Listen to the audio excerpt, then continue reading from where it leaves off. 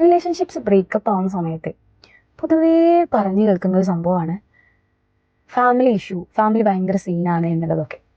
ഞാനൊരു കാര്യം ചെയ്യട്ടെ, ഈ ഫാമിലി ഇഷ്യൂ എന്ന് പറഞ്ഞു പോകുന്ന, അതായത് അവർക്ക് തുടങ്ങുന്ന സമയത്തെ ഹോപ്പ് ഉണ്ടാവില്ല.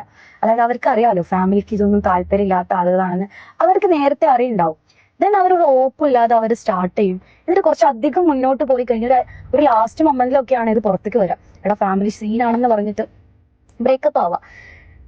ഈ ബ്രേക്കപ്പ് ആവുന്ന സമയത്ത് ഇവർ ചിന്തിക്കുന്നില്ല, അപ്പുറത്ത് നിൽക്കുന്ന മനുഷ്യന് അവരൊരു ട്രോമ സ്റ്റേജിലേക്ക്, വലിയൊരു കുഴിയിലേക്കാണ് തള്ളിയിട്ടുകൊണ്ട് പോകുന്നത്. ശരിയാണ്, അവർക്കും സങ്കടം ഉണ്ടാവും, അവർ ഭയങ്കര സാക്രിഫൈസ് ചെയ്തു എന്നൊക്കെയാ പറയാറ്.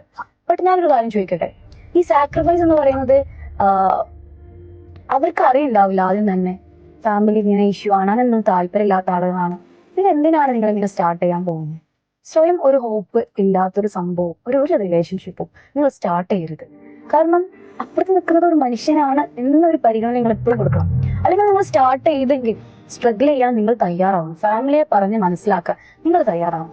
അല്ലാത്ത പക്ഷം ഉപ്പാന്റെ ഉമ്മാന്റെ ഒക്കെ ഒരു നല്ലൊരു മാർഗത്തിലൂടെ വേണം കല്യാണം എന്ന് ആഗ്രഹിക്കുന്ന ഒരു കുട്ടി, ഒരു വ്യക്തി ഒരിക്കലും ഇങ്ങനത്തെ ഒക്കെ പരിപാടി ചെയ്യൂല. നീ ചെയ്തിട്ടുണ്ടെങ്കിൽ അവരെ പറഞ്ഞ് മനസ്സിലാക്കണം. അല്ലെങ്കിൽ ഒരു ഹോപ്പില്ലെങ്കിൽ ദയവ് ചെയ്തിട്ട് സ്റ്റാർട്ട് ചെയ്യാതിരിക്കുക. ആ ഒരു ടൈമിൽ അവരനുഭവിക്കുന്ന ഒരു വേദന ഉണ്ടല്ലോ, അത് ഭയങ്കരമാണ്. ഞാനത് നേരിട്ട് കണ്ട് റിയലൈസ് ചെയ്തൊരു കാര്യമാണ്.